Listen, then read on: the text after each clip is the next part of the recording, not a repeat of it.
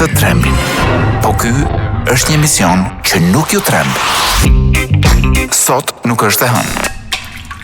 Ndërkohë që zhvillohet ndeshja Partizani Tirana, në orën pra kur të vijë ora e lajmeve do merrni vesh dhe sa është rezultati deri tani. Unë dëgjoj vetëm britmat, ka një entuziazëm të jashtëzakonshëm, njerëz që po i shfryjnë gjithçka mbledhur gjatë gjithë javës, gjithë inatet me gjithë komshinjt, me gjithë botën, me gjithë shokët e punës, të gjitha po i shfryjnë aty në stadium. Dhe shqyr që kemi një vend ku t'i shfryjmë. Përpara meje kam një listë që ju e keni sigurisht e keni parë edhe në rrjetet tona sociale.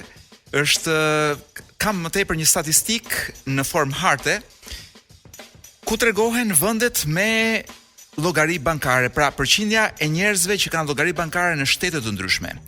Dhe gjeni se kush është në vendin e parë për numrin më të vogël të banorëve që kanë një llogari bankare.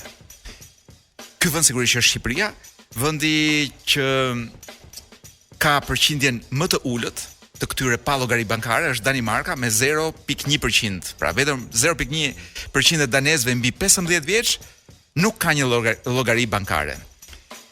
Besoj që edhe diferencat në mënyrën se si jetojmë, edhe në, po themi, në standardet e jetesës janë shumë të qarta, po në hartën që unë ka përpara dhe siç thash ju mund ta shihni në rrjetet tona sociale, kuptohen mirë që vendet më të lodhura, po themi Shqipëria, Bosnia, çfarë kemi tjetër këtu, Bullgaria. Domethënë ka një sasi është një Moldavia atje diku në fund, Ukraina, pra vende të cilat nuk kanë një standard shumë të lartë jetesës, kanë të gjitha nivele shumë të larta të njerëzve pa llogari bankare. Si më thon, pasja një llogarie bankare tregon në një farë mënyre edhe mirëqenien e atij vendi. Nordikët janë të gjithë me llogari bankare. Këte nga Franca, Italia ka një çik lodhje më shumë, Spanja gjithashtu, Gjermania shumë mirë. Ju do thoni për çfarë ta duan llogarinë bankare shqiptarët kur nuk ka lek. Kjo është një gjë që pra ky është një argument me vlerë. Ndryshe nga Zvicra ku edhe llogarit bankare kanë gjithashtu llogari bankare të vetat, në Shqipëri nuk ke çfarë ta duash një llogari bankare. Mund të jetë një arsye kjo puna e varfërisë njerëzve. Ose ndoshta mund të jetë perceptimi që shteti mbështet bankat në kurriz të njerëzve. Mund të jetë, megjithëse kjo nuk besoj sepse Greqia vetë kaloi një situatë të tillë me një problem me bankat, po nuk ra, po ta shohësh numri i Greqisë është një lloj saç është në perëndim. Varfëria mund të jetë mund të ketë ndoshta një mosdije të njerëzve, ka gjithashtu para që kalojnë në kesh jashtë sistemit bankar, por unë preferoj të mendoj që shqiptarët janë të tillë, pra bëjnë këtë gjë për një arsye tjetër.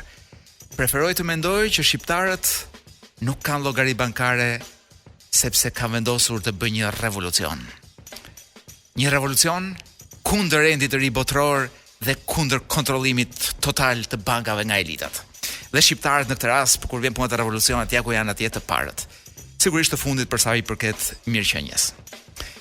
Jemi shumë afër fundit, juve që keni fëmijë, jam i bindur që kur zgjoheni në mëngjes, keni një motiv në kokë muzikor dhe bën pak a shumë kështu.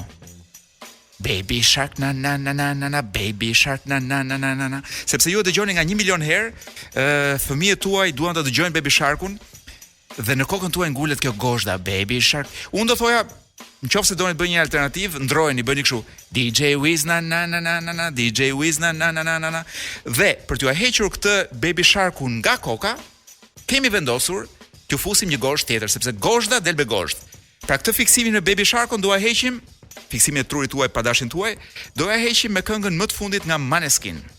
Është e sapo dal, është taze fare. E kanë nxjerr para pak ditësh, Mamma Mia titullohet, rock i pastër italian.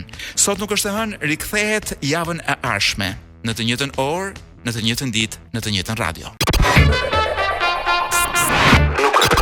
Sot nuk është e hënë.